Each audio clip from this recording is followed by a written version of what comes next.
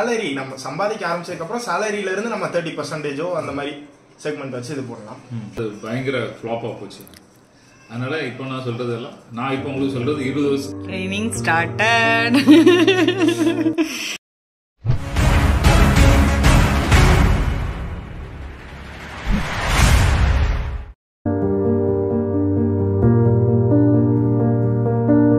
என்ன சொன்னீங்க? அக்கௌண்ட் இருக்கு உங்களுக்கு இல்லையா?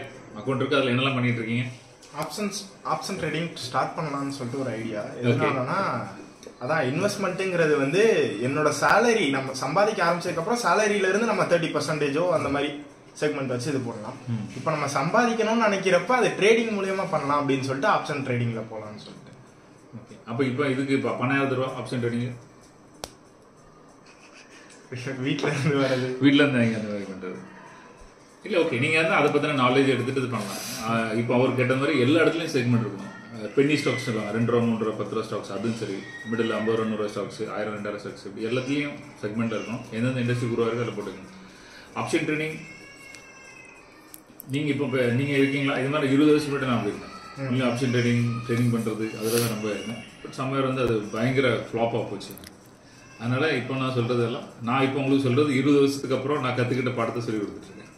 இன்னொரு 20 வருஷத்துக்கு அப்புறம் நீங்க இப்படி பேசக்கூடாது. அதனால உங்களுக்கு தர பணத்தை டிவைட் பண்ணிட்டு அதுல இன்வெஸ்ட்மெண்ட்டும் பண்ணணும், இது பண்ணணும். அப்புறம் என்ன பெர்ஃபார்மன்ஸ். இப்போ நான் ரோஸ்க்கு வந்து பணம் கொடுத்துருக்கேன். பணம் கொடுத்துட்டு மாச கடைசியில் கேட்பேன், என்னாச்சு எவ்வளோ, இப்போ நீங்க இவ்வளோ கொடுத்தீங்க, அதில் எவ்வளோ இம்ப்ரூவ்மெண்ட் ஆயிருக்கு. ஓகே ஓகே, அப்போ இன்னும் அடுத்து இன்னும் பணம் தரேன் அப்படி. ஸோ அவங்க ரிசர்ச் அவங்க பண்ற இன்வெஸ்ட்மெண்ட்ஸ்லாம் கரெக்டாக இருக்கா இல்லைன்னு செக் பண்ணணும். அந்த மாதிரி நீங்கள் அந்த பணத்தை வாங்கி பெர்ஃபார்ம் பண்ணிட்டு அப்பாட்ட சொல்லணும், எனக்கு கொடுத்த பணத்தில் நான் இவ்வளோ ரிசர்ச் பண்ணி இந்த ஸ்டாக்ஸ் இவ்வளோ இருக்குது இவ்வளோ இருக்குது. அப்போ அடுத்த பணம் தரவங்க தர மாட்டாங்க கண்டிப்பாக. அப்புறம் இன்னும் மற்ற மக்கள் எல்லாரும் கூப்பிடலாம், யாரெல்லாம் இருக்காங்க அவங்களையும் கூப்பிடலாம். உங்களை நம்பி நிறைய பேர் பணம் போட ரெடியாக இருவாங்க. அதில் உங்களுக்கு நல்ல மார்ஜின் எடுத்துடலாம். அதை ஸ்டடி பண்ணிட்டு பண்ணுங்க. ட்ரேடிங் வந்து ரொம்ப டேஞ்சர்.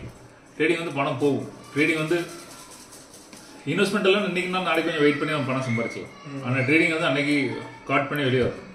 ட்ரேடிங் வந்து நம்ம உள்ள போகிறோம், நான் நாளைக்கு 10,000 சம்பாதிக்க போகிறோம் அப்படின்னா ஓகே 3000 இலக்கு ரெடியா அப்படின்னு சொன்னால் உள்ள போக முடியும். எண்ட் ஆஃப் த டே 3000 போயிட்டுனா பெரிய ஸ்ட்ராட்டஜி இருக்குது. 4 லட்சம் 5 லட்சம் போட்டு பண்ணும்போது ஸ்ட்ராட்டஜி பண்ணும்போது அதுலலாம் அவ்வளோக்குள்ள லாஸ் வராது. ஹெட்ஜிங்லாம் பண்ணி அந்த மாதிரி பண்ணும்போது மாதிரி இது எல்லாத்தையும் வச்சுட்டு நான் என்ன நினைக்கிறேன்னா எல்லாம் விளையாடுற ஒரு கிளாடியாக இருக்கும். பேட்டிங் இருக்கணும், பாலிங் இருக்கணும், ஃபீல்டிங் செய்ய பண்ணணும், விக்கெட் கீப்பிங் நல்லா பண்ணணும், எல்லாத்துலேயும் இருக்கணும். நீங்கள் ஷேர்னு வந்துட்டீங்க அப்படின்னு. ஸோ ட்ரேடிங் பண்ண தெரியணும், இது பண்ண தெரியணும், இன்ட்ரடே பண்ண தெரியணும், இன்வெஸ்ட்மெண்ட் பண்ண தெரியணும், லாங் டேர்ம் ரிஸ்க் தெரியணும். அந்த மாதிரி நான் வெறும் பேட்ஸ்மேனாக இருந்து முடிச்சிட்டேன். என்ன சொன்னால் வந்தால் அன்றைக்குள்ள ஸ்கோரிங் மட்டும் பண்ணிட்டு அவுட்டு. அந்த கேரியர் மட்டும் நான் சொல்கிறேன் 700 ரூபாய்க்குள்ள ஸ்டாக்ஸ் இன்னைக்கு வாங்கியிருந்தேன். என் கதை என்ன இருக்கும் கேட்டோன்னு அவனுக்கு தலை சுற்றி போச்சு. 20 வருஷம் முன்னாடி 700 ரூபா இன்னைக்கு 1.5 லட்ச ரூபா அவ்வளோ சேல்ஸ் இருந்தாலும் எனக்கு கதையை வர மாதிரி இருக்கும். அந்த தப்புகள்லாம் எனக்கு பண்ணாதீங்க. எல்லாம் நான் பண்ண தப்புகளை பண்ணாதுன்னு சொல்லி தான் நான் உட்காந்துருக்கேன். பிரச்சனை கிட்ட சொல்லாதீங்க நான் என்ன போகிறேன் அப்படின்னு. இப்போ நான் வந்து இது பண்ணுங்க அது பண்ணுங்கன்னு சொன்னீங்கன்னா இல்லை நான் அப்படி இருக்கிறேன் அப்படி சொல்லாதீங்க. நான் இது பண்ணுங்க அப்படின்னு சொன்னால் அப்படியா அதை பற்றி யோசிங்க, பிளான் பண்ணுங்க. அப்புறம் வந்து அதை கேள்வியே கேளுங்க. அது எப்படி இப்படி, இது எப்படி அப்படி, இது ஏன் பண்ணக்கூடாது, அதே பண்ணக்கூடாது அப்படி.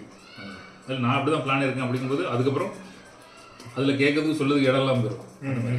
சரி, நான் இப்போ உங்களுக்கு இருக்க ஏஜில் நீங்கள் உங்களுக்கு தெரிஞ்ச விஷயத்தை பேசுவோம். இப்போ எனக்கு இருக்க ஏஜ் எனக்கு இருக்க நான் பேசுவேன். எனக்கு பெரிய உள்ள ஆளுகள் அவங்க ஏஜில் சில விஷயம் நான் இங்கே போய் சக்கா இன்னைக்கு அவங்களுக்கு தான் தெரியும். அந்த லேர்னிங் மோடில் இருக்கணும். நிறைய விஷயத்தில் தெரிஞ்சுக்காங்க. அப்புறம் அப்போ தான் உங்களுக்கு தெரியும் ஃபியூச்சரில் நீங்கள் எதாவது ஆவீங்க அப்படின்னு. வெறும் நீங்கள் எல்லாத்தையும் பண்ணி பார்த்துட்டு உங்களுக்கு ஆப்ஷன் ட்ரெண்டிங் தான் தூள் கலப்பு தான் நீங்கள் அதை பிக்கப் பண்ணி போயிடும். அதான் உங்களோட மெயின் குதிரையாக இருக்கும். மற்றதெல்லாம் லைவ் இருக்கும். கரெக்டாக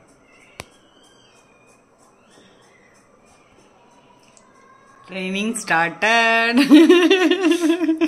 வீடியோ பண்ண ஆரம்பிச்சது உங்களுடைய ட்ரைனிங் ப்ரோக்ராம் 2-3 இயர்ஸ் பேக் வந்து நான் வீடியோ ரெகுலரா கொடுக்கணும்னு சொல்லி நான் என்னோட வீடியோஸ் எல்லாம் எடுத்து பாக்குறேன். அப்ப இங்க இருந்துதான் ஆரம்பிச்சது எனக்கு அந்த வீடியோ மேக் பண்றதே. அது எனக்கு ரொம்ப ப்ரௌடா இருக்கு.